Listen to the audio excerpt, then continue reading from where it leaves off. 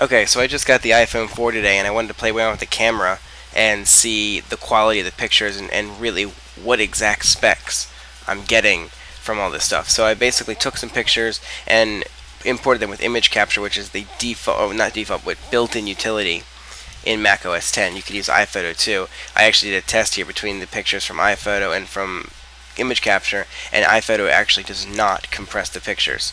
So let's take a look at these pictures.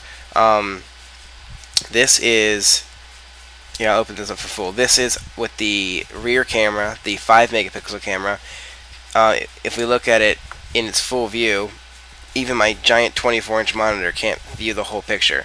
Obviously, it'd be a way better picture in good lighting, but basically the picture is huge. How huge? It's actually, if we take a look at the information on it, it's actually 2592 by 1936. So this is a massive picture.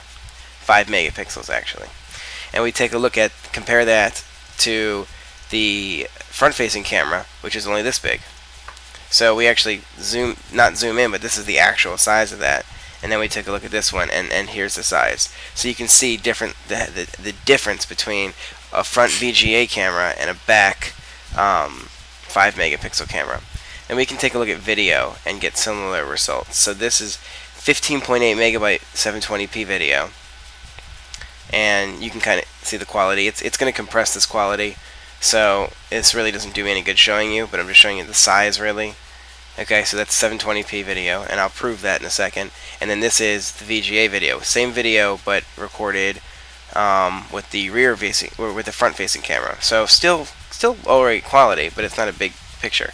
So let's take a look at what these specs actually are. So I'm going to copy this name here, and I'm going to go into Terminal.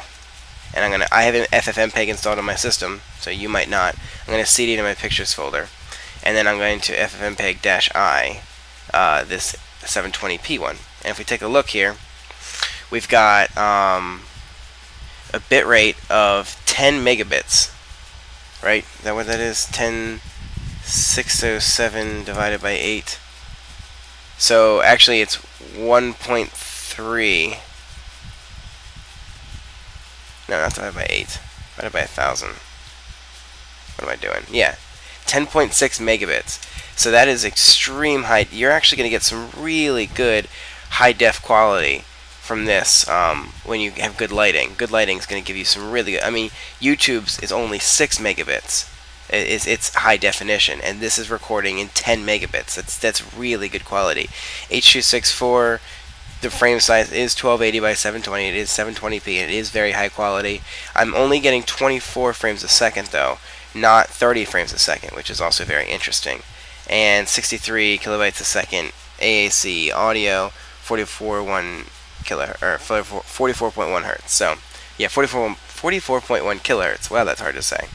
So that's what the 720p video looks like. So let's take a look at the other camera and see what we get with that, which I believe is 480p. So FFmpeg-I, that. Okay. So 640 by 480, and at 3.5 megabits a second. Okay. So bitrate is still pretty good actually for web video. A lot of web video is actually between 1 and 2 if you're streaming it for 3G, between 1 and 2 megabits. So the VGA camera is actually pretty high quality. 3.5 megabits is pretty good quality for that kind of video. And the frame size you see here is 640 by 480, and an audio is very similar. Frame size, again, 24 frames a second.